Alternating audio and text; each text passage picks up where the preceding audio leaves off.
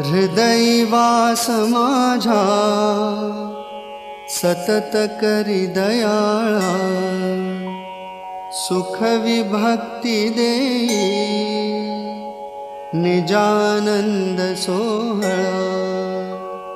घेई भजन सेवा प्रेम दे अवधूता, अनुसूयानंदना धाव रे धाव दत्ता, अनुसूयानंदना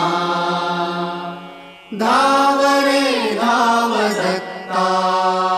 नरहरियति राजा तूची बालावधूत, अभय वचन माते ऐकवी वा त्वरित।